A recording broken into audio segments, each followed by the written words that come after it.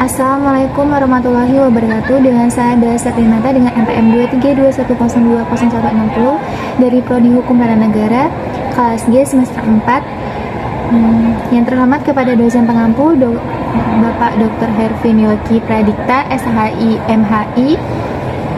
Baik, di sini saya akan membuat tugas video untuk memenuhi tugas matkul Filsafat Hukum Islam.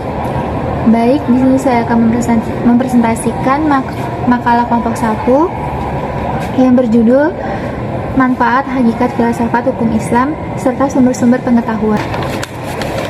Di sini saya akan menjelaskan apa sih itu filsafat hukum Islam.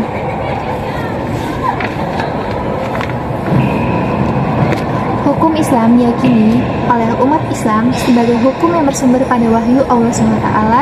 Keyakinan ini didasarkan pada kenyataan bahwa sumber hukum dalam Islam adalah Al-Quran dan Sunnah. Filsafat hukum Islam merupakan pemikiran yang bersifat ilmiah, sistematis, dan radikal. Karena sifatnya ilmiah, maka filsafat hukum Islam diperoleh melalui kaidah dan metode yang berlaku dalam dunia ilmu pengetahuan. Dikatakan sistematis karena filsafat hukum Islam sebagai hasil pemikiran ilmiah harus disusun secara runtun dan berturut, sehingga menggambarkan saling hubungan antara satu pemikiran dan pemikiran secara logis. Selanjutnya saya akan menjelaskan manfaat dan hakikat filsafat hukum Islam. Tujuan dari adanya hukum Islam adalah terciptanya kedamaian di dunia dan kebahagiaan di akhirat. Tujuan dari hukum Islam tersebut merupakan manifestasi dari sifat Rahman dan Rahim Allah kepada makhluknya, rahmatan lil alamin. Ada inti syariah atau hukum Islam. Dengan adanya syariah tersebut dapat ditegakkan perdamaian di muka bumi dengan pengaturan masyarakat yang memberikan keadilan kepada semua orang. Di antara kegunaan mempelajari filsafat hukum Islam. Selanjutnya saya akan menjelaskan kegunaan dari mempelajari filsafat hukum Islam. Yang pertama, A. Menjadikan filsafat sebagai pendekatan dalam menggali hakikat, sumber, dan tujuan hukum Islam. B. Membedakan kajian usul fikih dengan filsafat terhadap hukum Islam. C. Menundukkan filsafat hukum Islam sebagai salah satu bidang kajian yang penting dalam memahami sumber hukum Islam yang berasal dari wahyu maupun hasil istihad para ulama, dan menemukan rahasia-rahasia syariat di luar maksud lahirnya, dan memahami liat hukum sebagai bagian dari pendekatan analitis tentang bagian hal yang membutuhkan jawaban hukumnya. Dan yang terakhir, membantu mengenai unsur-unsur yang mesti dipertahankan sebagai kemampanan dan unsur-unsur yang menerima perubahan sesuai dengan tuntunan situasional. Sumber-sumber filsafat hukum Islam. Sumber utama dalam filsafat hukum Islam terbagi menjadi dua. Sumber utama itu yaitu nakliyah dan sumber sekunder akliyah.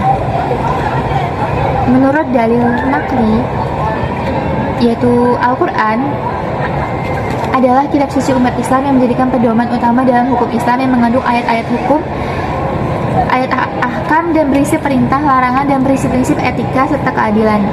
Lalu ada ijma. Ijma itu kesepakatan para ulama terhadap suatu hukum yang tidak disebutkan secara estetis dan Al-Quran dan hadis. Contohnya kesepakatan bahwa Al-Quran tidak boleh diubah atau dipalsukan. Dan yang terakhir kias. Penetapan, yaitu penetapan hukum terhadap suatu kasus baru berdasarkan kesamaan sebab dengan hukum yang telah ditetapkan dalam Al-Quran dan hadis. Contohnya pengharaman narkoba dengan analogi pada larangan khamar karena efeknya memabukkan.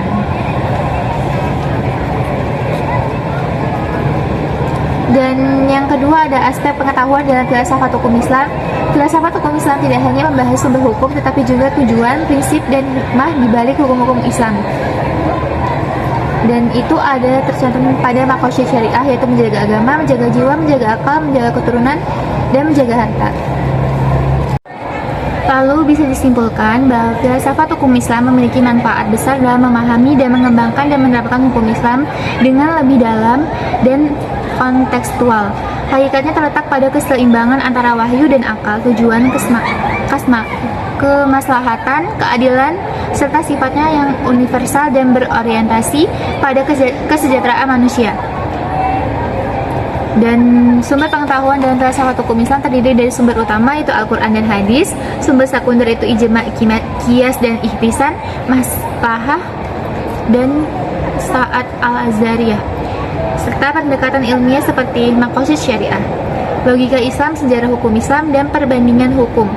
Sumber-sumber ini berkontribusi dalam menjadikan hukum Islam sebagai sistem hukum yang dinamis, fleksibel, dan relevan dalam berbagai situasi dan kondisi. Baik, jadi itu penerangan tentang manfaat hakikat filsafat hukum Islam serta sumber-sumber hukum pengetahuan hakikat filsafat Islam yang dapat saya jelaskan dari materi makalah kelompok 1. Baiklah, sekian saya ucapkan terima kasih. Wassalamualaikum warahmatullahi wabarakatuh.